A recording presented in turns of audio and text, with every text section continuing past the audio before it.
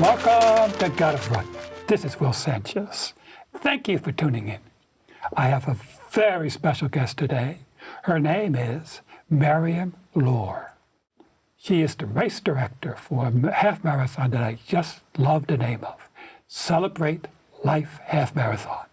We're going to learn all about that half marathon and much more. Thank you, Will. Thanks for having me. It's a pleasure, Myriam. Most people want to know when they see me, well, how did you know such and such? He was fabulous. She was fabulous. In our case, we have a mutual friend, Betty Clark, who runs with the Van Cortlandt Track Club, former president of the Van Cortlandt Track Club. She emailed me and she said, Myriam is going to be in town. Get her on the show. Here you are. So tell us, how did you and Betty get to know each other? Betty signed up to run Celebrate Life, I want to say 12 years ago. It was right after her diagnosis, completing her treatment, and she saw the name of the race somewhere, so she signed up. She couldn't run it because somebody who was supposed to bring her did not, or was not doing the race. So she sent me a letter. She has beautiful handwriting, that I remember. She said if you could send me a T-shirt, and she sent me all the postage, just however, as much as it was going to be, all in postage, little stamps. I thought that was really, really cute. I wrote back to her, but by email, and then we started just communicating back and forth, and now it's been 12 years that she has not missed one Celebrate Life, and she brings members from Van Cortlandt, so it's almost like, an extended family for me. And she and I have become good friends. Great. Now, where is the Celebrate Life Half Marathon? It takes place in Rock Hill, New York. That's Sullivan County. So it's about, I want to say, an hour, 15 minutes from here. That's by car. So when Betty comes up, she probably rents a van to take all her She brings, cohorts. they carpool, and we've had as many as 25 Van Cortlandts coming to the race. So it's been great. So I think you told me that you considered yourself adopted by them. Yes, because I don't live in Bronx, far away in Sullivan County. And I have not paid membership. I just tell them that I'm adopted, and they have embraced me, and they include me in their emails. And sometimes I come to some of the races, like the Santa Run in December, which I love. So yes, I am. Because I saw this beautiful photo of you and Betty, and you were both wearing the Van Cortlandt Track Club shirt. So I guess she got a shirt from Celebrate Life, and you got a shirt. I love their logo, and I love their club. Okay. Well, let's learn a little bit more about Celebrate Life. Obviously, the name means something. Mm-hmm. Two parts, celebrate and life. So why did you find this a half marathon? Well, the background to that is that I had been diagnosed with non-Hodgkin's lymphoma shortly after I became a runner. Once I found that passion in running, I think it was 2 years later, I was diagnosed. And when I completed my treatment, a friend sent me flowers. And in the card that came with the flowers, she said, Celebrate Life. So when beautiful. I had trained for a marathon right after I finished my treatment. And the course that I kind of laid out on my own was part of what Celebrate Life is now. For people that don't know, what is lymphoma? It's a blood cancer that affects the lymph nodes. The lymph nodes. Okay. Such as lymphoma. Okay. Apparently they caught it early enough that you were able to get treatment. Yes, and I responded to treatment, which is really what's really important with lymphoma. It's that you respond to treatment. And what does the treatment consist of? It's chemo. Chemo. And it's harsh chemo. Lost all my hair, eyebrows. But one thing that's really interesting about that is when I was given the diagnosis, the doctor who gave me, the surgeon who did the biopsy, said to me, as you're fighting this, never stop running, never stop having your glass of wine, because you must fight this enemy with passion. And without it, it'll take over. And I have always remembered that. So running was my passion and remains my passion. And it's one of the reasons why it's so important in my life, and I don't want to give it up. That is so, so important to have a compassionate doctor. Not all doctors are that well trained. He was wonderful, yes. He's a wonderful to have a great doctor like that. So you're recovered from the treatment. So you considered, it's been many years. You said you're 17, you said? Well, I had the treatment. I was in remission. I ran my first marathon ever, which was the Philadelphia Marathon. And then shortly after, I relapsed. Oh, dear. So that was devastating, if not more, if it's even possible to be more devastated than the first time. But then after that, I was treated again. Yeah. And thank God, I've been good ever since. Okay, same treatment, chemo, they just... Yes. Okay. Wow, cancer, sucks. And we ever involved with Demon Training, they're famous for supporting people with blood cancers.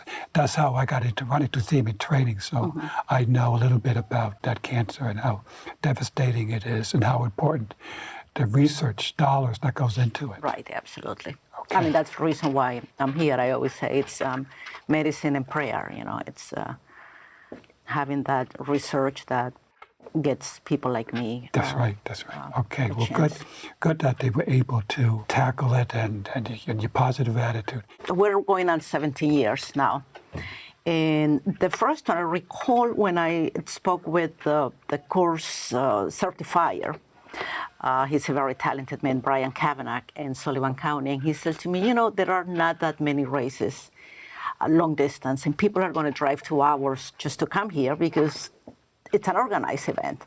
So the first time it was 225, I think. Now, we're talking 17 years, there were no other half marathons around. Now, there is one the same day, there is this New York City half the week after. I mean, they're everywhere, So you started a trend now. Well, it's a popular distance. Yeah. So it has, of course, it's more difficult to single out that one, to make it more special so that you choose me over others. Yeah. But thankfully, or thank God, we have done well. 2016, we had 1,200 runners. 2016. Oh, okay. Of course, it was 65 degrees. Yeah. And then the year after, it was single digits. So it's a tough month, it's March. Oh, okay. So the weather could be very nice or very cold. Yeah. But we kind of average about 1,000 people. Oh, okay. But I was reading that your Celebrate Life Marathon is considered one to do because you got great swag. Yes, it's all what we give out is pretty much unique. It's different. I've done windbreakers many years, a full zipper. Really, the price of the jacket compared to what you pay in other half marathons makes this one a little more unique. Absolutely. They're different every year. Last year we had a red one that was very, very popular. People really liked it. This year it's going to be lime and gray. So, but it's more than the swag. There is something about the race that's makes it very personal to a lot of people. You said a lot of people come to it, Celebrate Life. I would imagine they're there to perhaps honor or to celebrate someone that either is recovering or passed away from the cancer. We have the typical 50-staters. Well, actually, we've had people coming from Austria, we had Denmark, we had Singapore. Don't want to say that they came just for the race, but it was something that they're runners, they saw a race and they say, well, I've never been to New York, so let me go. But a lot of people come because they lost someone, or the most uplifting stories that I hear are, I am a survivor, 25 years, 8 years, 3 years.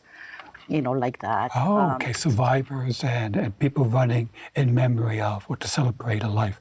Now, I think the first mile you have signs along the road. We have the motivational mile, it's what it's called, and you pass it twice. So you can purchase a sign that says Myriam Loor is running in honor of, in memory of, and I've never been there, unfortunately, because I'm directing the race, so I can't leave my station.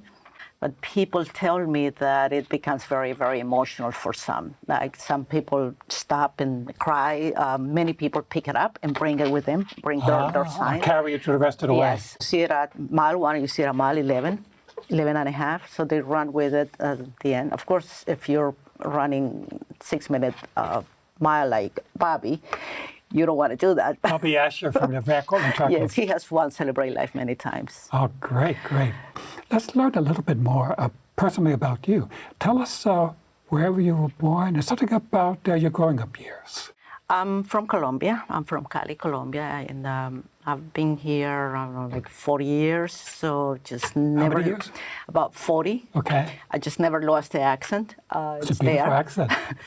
But yeah, I've lived most of my life here in the United States. I lived in New Jersey, 5 years in California, and now I've been in Sullivan County for, 20, So did you grow up in Colombia years. Or did you? I came here when I was 6 years old? 17, Oh, yes, a teenager. So I've been here ever since. Well, did you go to school here then? Only my senior year, if you can imagine how that was without speaking the language. But so you went to high school for 1 year? Yes, in Morristown High School. That's where I graduated. Okay, that was a tough year because you didn't know the language. They were really gracious, and they put me in these ESL classes. But yeah, it was just the basics, and so I got through it. I mean, I used to do, it would take me longer to do my homework, but I did it. Okay. So yeah, it was fun. Okay, so after high school, you probably wanted to support yourself, find a job. What kind of work did you do after that? Well, I lived in California. I did very odd jobs for a long time, and I didn't really. When I moved out of California, went back to New York. That's when I started just working for an insurance company. What kind of company? Insurance company. Mm-hmm. And now I've been with one company for 12 years, but I also have a timing business, so I time races. So that supplements my income so I can travel. Oh, and I do races. So that's a different skill set from producing a race. So you produce the Celebrate Life. And so when you time races, that means you have timing equipment. You've got what do they have? The mats and the starting and the finish line. Mm-hmm. Yes. And you're not there sitting there with a stopwatch. You're doing things electronically. Yes, electronic. So. Oh, okay. So you have your own company. I do that, and I write, and I direct races. So yeah, I'm busy. What's the name of your company that does the timing? Catskills Timing. Okay, so you probably do most of the work in the Catskills area. Yes, we're doing some in Prospect Park now. Oh, you are? You're so expanding. We have one in Connecticut, in Greenwich, Connecticut, coming up. So yeah, it's interesting. Anything that has to do with running, I just love. And honestly, it's running is the driving force for me. It's okay. Well, the New York City Marathon is coming up. It's Sunday. Today is Marathon Friday. Mm-hmm. I call it Marathon Friday because it's the Friday before the marathon. Yes. And the timing for New York is anything like I see it. I think they time every mile, I think. Yes. And they got, people want to know. And now you can see where you are. The mile splits, the half-mile splits, and so forth. And timing is also important. Unfortunately, in some cases, people try to cut courses, especially well-known marathons, and those timings will catch you they'll catch you, of course. Because if you do the timing in a certain way, wait a minute, you just did a 4-minute mile, 23 miles into the race. Yes. What's going on? Yes. So, thankfully, I'm not involved in races that are that. So in your case, you're not necessarily trying to provide a service of somebody cutting the course, you just want to get everybody counted. Yes, mostly I do 5Ks, 10Ks, a couple of half marathons here and there. But Okay. yeah, that's just like a side job. I have a full-time job, so that's. I haven't met too many timers, and I would imagine that people don't even realize that that could be a profession. It's interesting and it's extremely stressful. It's very, very stressful and very detail-oriented, which I'm totally unorganized. I don't know how I managed to do that or do the race. But yeah, you have to pay attention to detail, like when the gun goes off and start the clock, it's a number of functions that we have to Well, take in the care of. old days, I remember you put a chip on your shoe. Right, and And you run by it. But now it's all electronic. Sometimes it's on on your the, bib, on the yes. bib. In your case, it's on the bib, a little Yes, wire. yes. So you're tracking everything electronically. Yes. And so, but occasionally, even if it's New York, somebody will finish New York and says, oh, I did the 3:45, but they're not recording it correctly. And they'll be able to call it in and they check it and they'll make corrections. Mm-hmm. Of course, you're doing 5Ks and 10K. You're probably not getting too many people upset that, or maybe you do. Yeah, there is always, I forget the percentage, but it's the accuracy is 99 point something. So it's not 100%. If you go over the mat and you stop your watch, that the way from your GPS to the bib can bounce back and not allow it to read. So yeah, you have those issues. So a tip Sometimes it's a bad chip, and it just doesn't read. So when you cross the finish line, because I see it, you see it on the photos. Instead of being getting ready for their photo, Yes. they're doing this, Right, yeah. and that sometimes might affect it depending on how it yes. hits the angle and so forth. Right. So, It's but interesting. there is also another mat in front that should catch that once the arm goes down. So there is a backup. But yeah, it happens. It happens. We all have it. It happens to all of us. It happens Okay. that you miss one reading. Now, when you do the Celebrate Life, do you do your own timing? Somebody else? I cannot. Because you can't do There's just too much halves. going on. Yes. Yes. Yes. Now, is the Celebrate Half, is that considered, people will always want to know, is it a Boston qualifier? Boston qualifier, no, it's a half marathon. It's a New York City qualifier. Oh, okay. Because Oh. it's a certified course. Oh, okay. So, okay. Okay. It is a certified course. Sometimes, I know in New York City, you can get in if you have a very good time and a half. You can get into New York City. And we have several people who qualify. I guess Boston, you got to do a full marathon to get into. Right. All right. All right. So I think don't you do something else, something called like the vintage run? That's What is another that? race. It's another half marathon that I do, and I don't know if I'm going to do it again. But directing races is almost like childbirth or like running a marathon. You swear you're never going to, and then you're done, and you can't wait to do it again. So it's a lot of work. Directing a race is a lot of work. Okay. And vintage run is I do it in the grounds of Bethel Woods, which is the grounds of the original Woodstock. And it's a day that they do their wine festival. So it combines the race with the wine festival. That's what brings people in.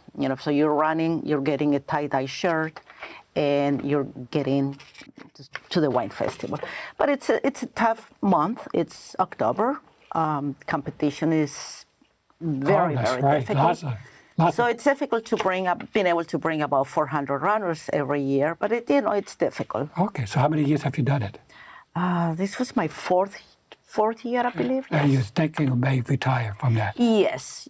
I remember you told me before we started that you've done 20 marathons. Yes. So which is your first and what was your favorite?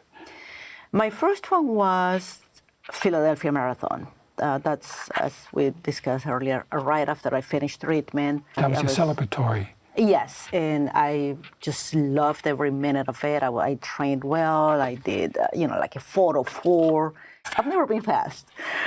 And my favorite, I think, Harrisburg. I really, really enjoyed that one. I've done it actually twice, but the second time not as fast as the first time.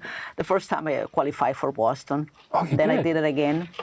But I liked The terrain is different. It's not always the same, so you don't really get bored. Not that you can ever get bored running a marathon. And you qualified for Boston. So did you run Boston?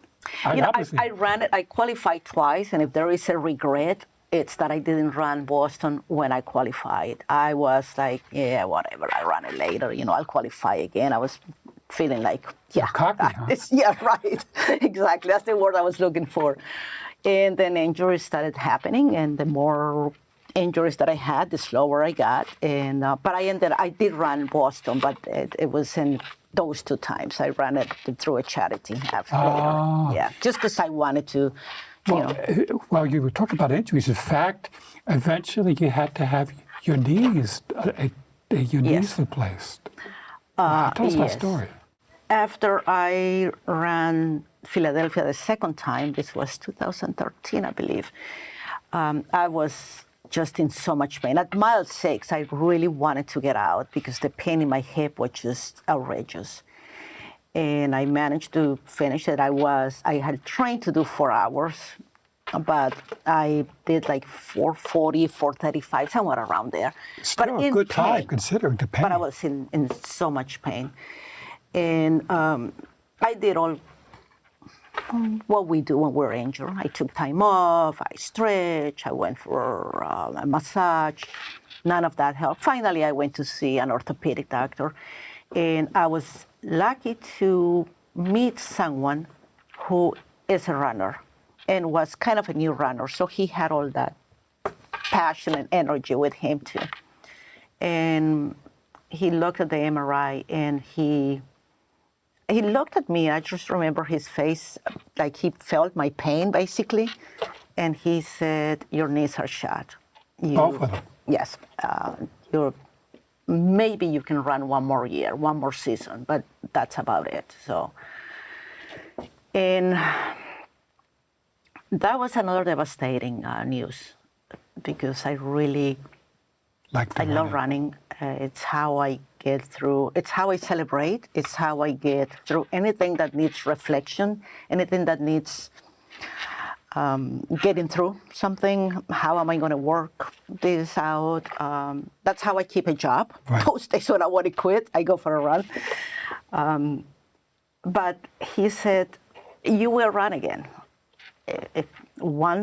He said, suck it up as much as you can, and when you can, you get a new I like that replacement." medical term. Suck it up. Suck up Yes, the that's pain. exactly what he said. And then that was it. Okay, so you said you got another year. So did you run a few more races? I did. That's when I did Boston, and I did. Oh, this time you said, I better do it when I can. Right. I did Marines, and I did Rehoboth Marathon. What's the third one? The Rehoboth in Delaware. Not I'm familiar with that one. probably not pronouncing So that you've done correctly. some exotic marathon. I mean, I heard of Marine Corps, obviously, in Boston and New York. Okay, so it sounds like you went in, the pain got so bad that you had both knees replaced. The pain in my knees was never bad. It was everything else being so uneven. So my back hurt, my hip hurt. I walked like so that. you had side effects from the... Right, because my knees were like that, Okay. So you're so uneven that... So you had them both replaced at the same I had time? them done at the same time. Okay. And I had never known pain like I knew then. That was After the operation? The surgery was outrageously painful. I mean, the recovery. Recovery was painful. Yes. Because...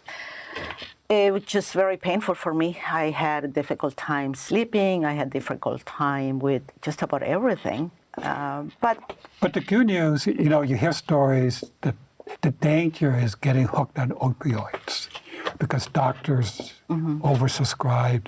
So either you yourself were very careful or you had a really good doctor. Yeah, they didn't give me much, and I'm not one to take stuff. I forget to take it. I just You don't. forgot to take your medicine. Well, a lot of times I do, so I don't take medication for that reason. Okay. I'm not very good at taking stuff. I don't like it. Did it follow doctor's orders in terms of the medicine? It was only 2 oxycodone every 4 hours, so it really wasn't bad. Okay, all right. And Like I you got said. out of it very quickly because you can't drive while you're on it, so I had to stop taking it very quickly. Okay, but you were determined to run another marathon again. And I did. And why did you were so determined? And which one did you do? I love long distance, the Vermont City Marathon. And so I've never been fast as a 5Ker. I don't like that acute pain. The marathon gives me the distance that I love, just to be there for a long time. And I was there for a long time. For the Vermont City Marathon. Yes. But that's not so easy to get it. You have to do it by lottery. I No, think. it's fairly easy. Well, how long ago was that? A year ago. Huh, okay. Yeah, and that was my second time running it. The first time I ran it in 4:04, I think, and the second time I ran it in 5:40. How long after the surgery? 11 months. Yes, 11 months.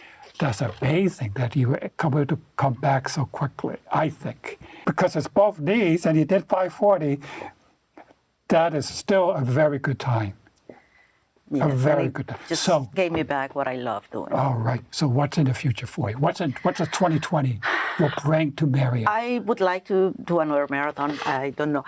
I have to get my mileage up. I didn't do it this year. And I really have to reconcile my expectations to where I am.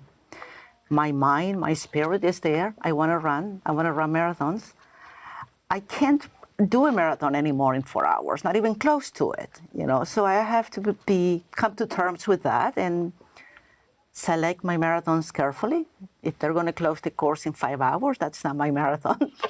So I really have to come to terms with that and accept where I am. And I'm still dealing with that. But I run almost daily, 4 or 5 miles, and weekends I do about 8. And so now, that's where I am. Now your knees have recovered. You can take that, no pain. You can take that. Yes. It's amazing that you're able to do. Very few, I'm sure very few, what do they call it, bilateral knee Bilateral or replacement? total knee replacement. Total Yes. replacement. But I have a great doctor and Great he doctor. knew. Well, I've had another guest. He had one at a time. I don't know if you know the great Roger Robinson. Oh, yes. Yes, so he had one knee replaced, and he renamed his knees after the surgery. So his first knee replacement was done in New Zealand by Dr. Russell. So he got the knee Russell. His next knee got shot. He got it done in New Paltz, New Zealand, New Paltz, where he lives in the summertime. And his doctor is Mark. So yes, Russell and Mark, and he is so grateful that he can run again. But I think he'd be very impressed that you did a 5:40 a full marathon, and Vermont City is not that easy. It has hills. It's not a flat, and it's got quite a few hills. Not as bad as my races, but it is hilly. Listen, on that note, hilly hills counts. Thank you so much for coming in. Thank you, Will. Thanks for having me. Pleasure being here.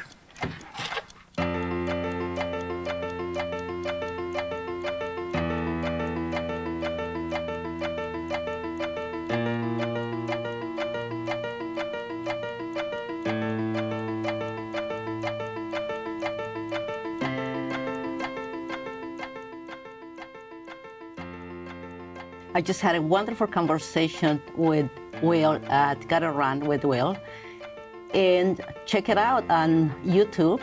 Also check out the Celebrate Life Half Marathon coming up on March 8th. Every dollar that we raised goes to a person who is battling cancer right now. We are 100% volunteer driven. Nobody gets paid. It's totally there to help somebody, and you'll have a great time because it's not just a race, it's an experience. Gotta run.